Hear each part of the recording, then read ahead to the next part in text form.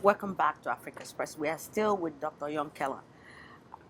So, before we left, you were making a passionate speech about your passion to go back to your country. Right now, your country is, at least I know that there is so much unemployment, especially with the youths. If elected president, what different? What is different that you're going to do? Well, let me put it in context. I believe that's Africa's crisis or Africa's opportunity. We're sitting on a youth bulge, we call it. Over 700 million people below the age of 35, and it's going to grow.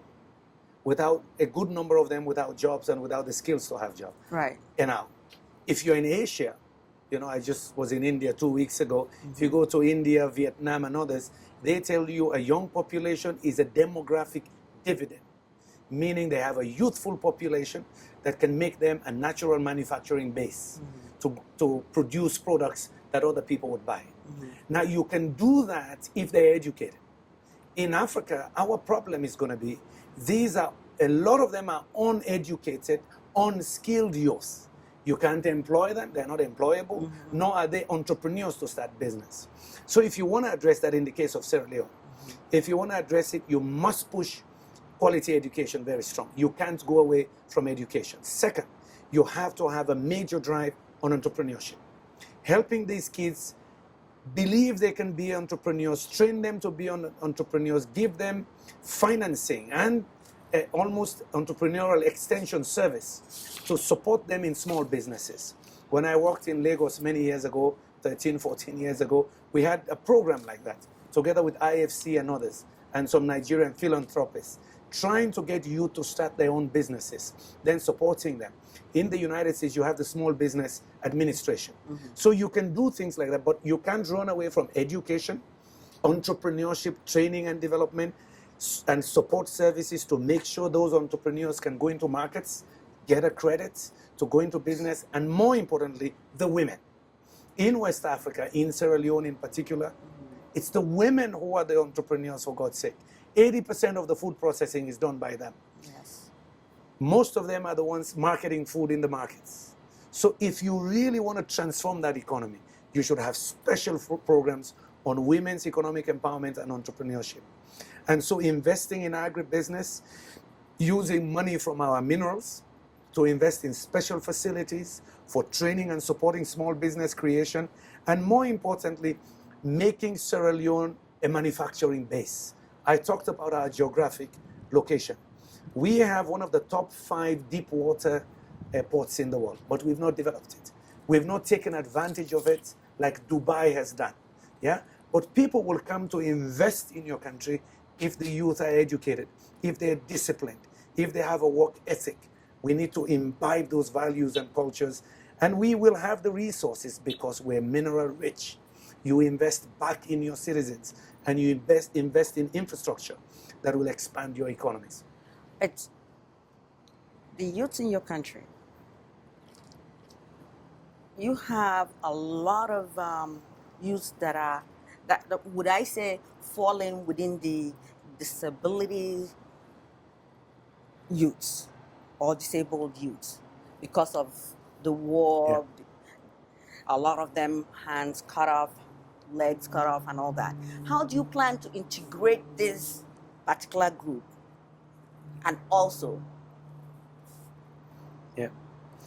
make the other ones that are not challenged also get them, to be part of the society, to be part of it, to get them to agree to go to school, work?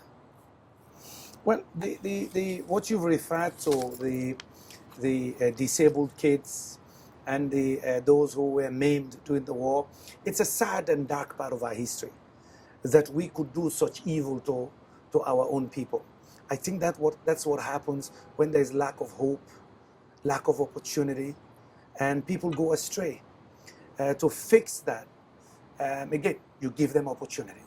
You create public policies where people see prosperity in their own lives.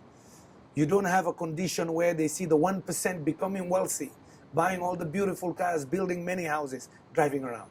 You must take that as a deliberate policy to go down to that level and create prosperity for them. Now, for the disabled people, you just have to do equal opportunity. You have to provide facilities for them to take care of our own. And by the way, the proportion is not large. It's really a small proportion. But yes, they exist. And of course, we'll have to have special programs for that.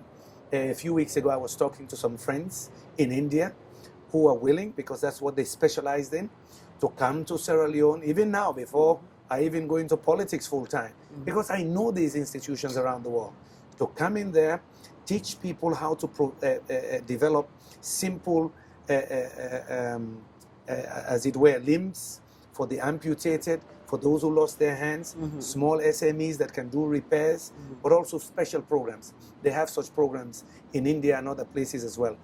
And of course, the kids with polio. Vaccination is crucial. Okay. But in all of this, first of all, as I said, good education, but also skills formation. It's not only to have basic knowledge, it is to have the skills that when somebody hires you, you can really work for them. It's also important to have the ethics. Sometimes I see our young generation, they expect somebody to do everything for them. It's not our generation. Our generation, we had to fight for stuff, work for it. Sometimes people believe, governments go do it. Yes. Somebody else will do it. No, you got to really know and give them that work ethic, that when you are employed, you give your honest labor. So discipline matters too. And the core value that you yourself, you have integrity and pride, that you want to be somebody. Fire in the belly. You know, if you look at where I am today and the village where I was born, you would say the odds were stacked against some of us. Life expectancy in my country then was 42 years for males. Yeah, I come from a village with less than 200 homes. But look at where I am globally, thanks to education and globalization.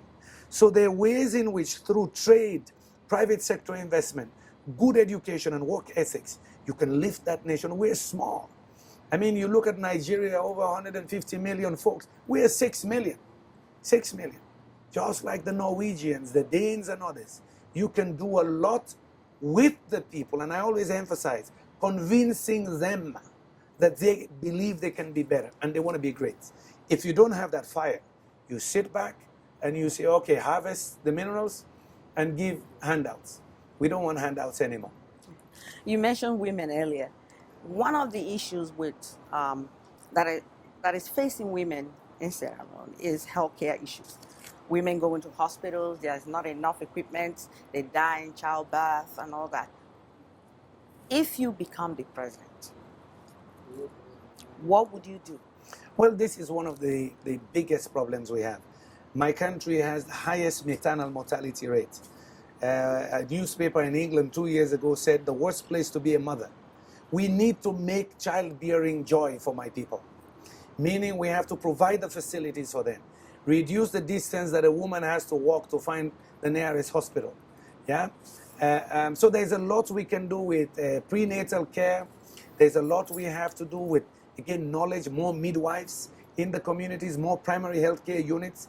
So that, for me, is one of the things that bothers me. In fact, I've read a lot of the DFID, the United Kingdom Development Agency's papers on this maternal mortality. But I don't want to go into specific policies. That is I'm developing a strategy now. I have a number of friends who are medical doctors, public health sector workers, who are developing my energy sector policy. Similarly, I have people who are ag economists. I'm an ag economist by training, doing the same for ag policy. For every sector, I'll have a vision. I'll have a public policy document and a clear strategy how we're going to execute. But all of that, you'll see me talk about more in December. Let me thank you for this opportunity, because I do have to run, but I'm very grateful that you've given me the opportunity to be on your show. We have to keep people aware, and I want to give you credit for trying to help our diaspora become knowledgeable about their own region in Africa, but also their own country. And thank you for letting me also tell you what my dream is. Thank you so much, sir. Thank you. I appreciate you being on Africa Express, and I hope I can get to talk to you some more because I have a lot of questions for you, sir. Thank you very much. Thank you very much for being on Africa Express. Please continue to watch us on this channel, same time, same place. Thank you so much.